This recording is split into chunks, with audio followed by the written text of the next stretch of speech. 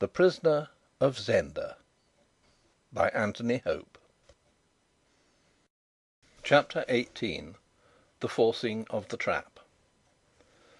The position wherein I stood does not appear very favourable to thought, yet for the next moment or two I thought profoundly. I had, I told myself, scored 1 point. Be Rupert Hentzau's errand what it might, and the villainy he was engaged on be what it would, I had scored 1 point. He was on the other side of the moat from the King, and it would be by no fault of mine if ever he set foot on the same side again. I had 3 left to deal with: 2 on guard, and De Gautet in his bed.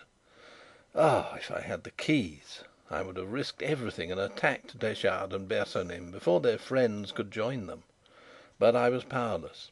I must wait till the coming of my friends enticed someone to cross the bridge, someone with keys.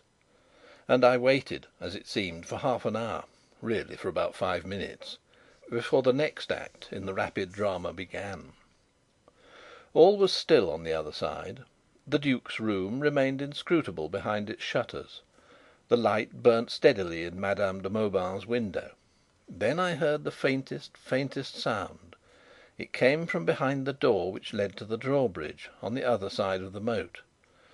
It but just reached my ear, yet I could not be mistaken as to what it was. It was made by a key being turned very carefully and slowly. Who was turning it, and of what room was it the key?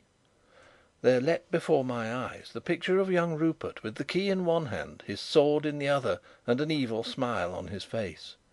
But I did not know what door it was, nor on which of his favourite pursuits young Rupert was spending the hours of that night. I was soon to be enlightened, for the next moment, before my friends could be near the chateau door, before Johann the keeper would have thought to nerve himself for his task, there was a sudden crash from the room with the lighted window. It sounded as though someone had flung down a lamp, and the window went dark and black. At the same instant a cry rang out, shrill in the night: "Help! Help! Michael, help!" and was followed by a shriek of utter terror. I was tingling in every nerve. I stood on the topmost step, clinging to the threshold of the gate with my right hand and holding my sword in my left. Suddenly I perceived that the gateway was broader than the bridge. There was a dark corner on the opposite side where a man could stand. I darted across and stood there. Thus placed, I commanded the path, and no man could pass between the chateau and the old castle till he had tried conclusions with me. There was another shriek. Then a door was flung open and clanged against the wall, and I heard the handle of a door savagely twisted. "Open the door, in God's name! What's the matter?" cried a voice, the voice of Black Michael himself. He was answered by the very words I had written in my letter: "Help, Michael! Hentzau!" A fierce oath rang out from the Duke, and with a loud thud he threw himself against the door. At the same moment I heard a window above my head open, and a voice cried, "What's the matter?" and I heard a man's hasty footsteps. I grasped my sword. If De Gautet came my way, the 6 would be less by 1 more. Then I heard the clash of crossed swords and a tramp of feet. And I cannot tell the thing so quickly as it all happened, for it all seemed to come at once. There was an angry cry from Madame's room, the cry of a wounded man. The window was flung open. Young Rupert stood there, sword in hand. He turned his back, and I saw his body go forward to the lunge. "Ah, Johann, there's one for you! Come on, Michael!" Johann was there, then, had come to the rescue of the Duke. How would he open the door for me? For I feared that Rupert had slain him. "Help!" cried the Duke's voice, faint and husky. I heard a step on the stairs above me, and I heard a stir down to my left in the direction of the King's cell. But before anything happened on my side of the moat, I saw 5 or 6 men round young Rupert in the embrasure of Madame's window. 3 or 4 times he lunged with incomparable dash and dexterity. For an instant they fell back, leaving a ring round him. He leapt on to the parapet of the window, laughing as he leapt and waving his sword in his hand. He was drunk with blood, and he laughed again wildly as he flung himself headlong into the moat. What became of him then I did not see, for as he leapt De Gautet's lean face looked out through the door by me, and without a second's hesitation I struck at him with all the strength God had given me, and he fell dead in the doorway without a word or a groan. I dropped on my knees by him. Where were the keys? I found myself muttering, "The keys, man, the keys!" as though he had been yet alive and could listen. And when I could not find them, God forgive me, I believe I struck a dead man's face. At last I had them. There were but three. Seizing the largest, I felt the lock of the door that led to the cell. I fitted in the key. It was right. The lock turned. I drew the door close behind me and locked it as noiselessly as I could, putting the key in my pocket. I found myself at the top of a flight of steep stone stairs. An oil lamp burnt dimly in the bracket. I took it down and held it in my hand, and I stood and listened. "What in the devil can it be?" I heard a voice say. It came from behind a door that faced me at the bottom of the stairs. And another answered, "Shall we kill him?" I strained to hear the answer, and could have sobbed with relief when Detchard's voice came grating and cold. "Wait a bit. There'll be trouble if we strike too soon." There was a moment's silence. Then I heard the bolt of the door cautiously drawn back. Instantly I put out the light I held, replacing the lamp in its bracket. "It's dark. The lamp's out. Have you a light?" said the other voice, Bersonin's. No doubt they had a light, but they should not use it. It had come to the crisis now, and I rushed down the steps and flung myself against the door. Bersonin had unbolted it, and it gave way before me.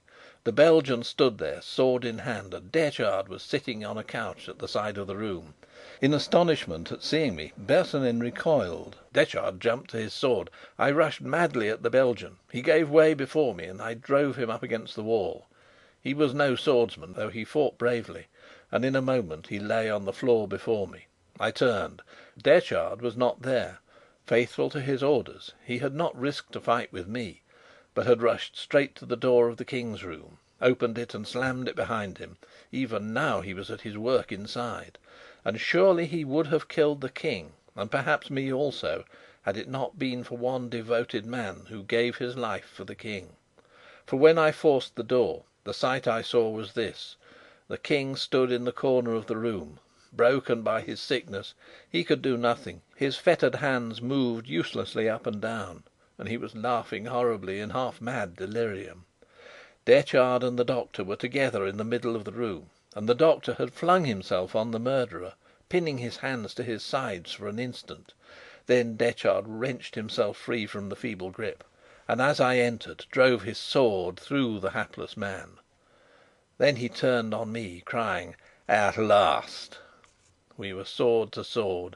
By blessed chance, neither he nor Bersonin had been wearing their revolvers. I found them afterward, ready loaded, on the mantelpiece of the outer room.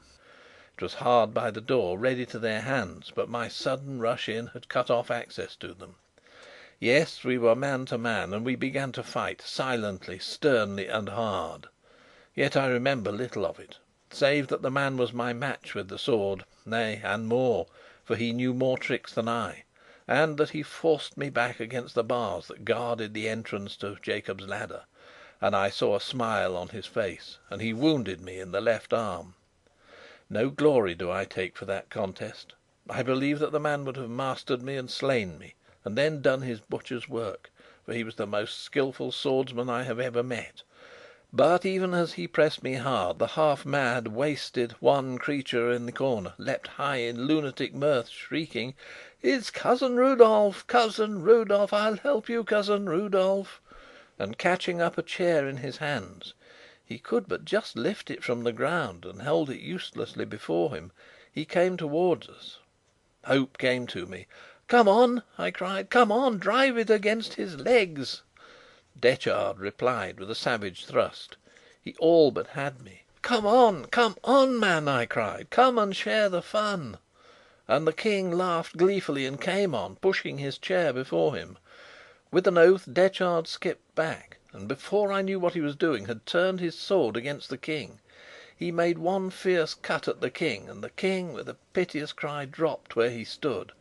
The stout ruffian turned to face me again, but his own hand had prepared his destruction, for in turning he trod in the pool of blood that flowed from the dead physician. He slipped, he fell. Like a dart I was upon him. I caught him by the throat, and before he could recover himself I drove my point through his neck, and with a stifled curse he fell across the body of his victim. Was the King dead? It was my first thought. I rushed to where he lay. Ay, it seemed as if he were dead, for he had a great gash across the forehead, and he lay still in a huddled heap on the floor. I dropped on my knees beside him, and leant my ear down to hear if he breathed.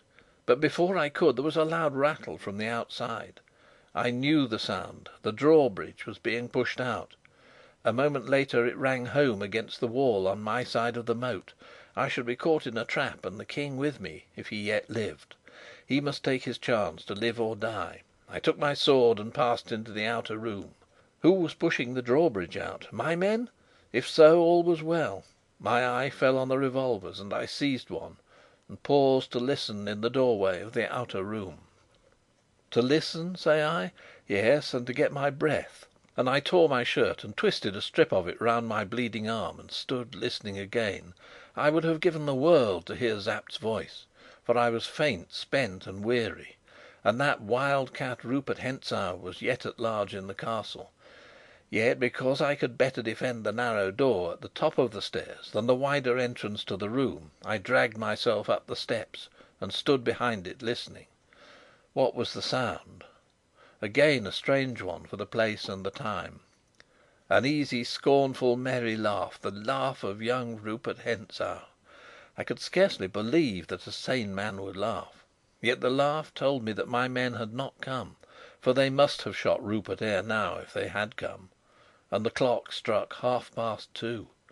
My God, the door had not been opened! They had gone to the bank. They had not found me. They had gone by now back to Tarlenheim, with the news of the King's death and mine. Well, it would be true before they got there. Was not Rupert laughing in triumph? For a moment I sank unnerved against the door. Then I started up, alert again, for Rupert cried scornfully: "Well, the bridge is there. Come over it, and in God's name let's see Black Michael. Keep back, you curs! Michael, come and fight for her." If it were a three-cornered fight, I might yet bear my part. I turned the key in the door and looked out. CHAPTER 19.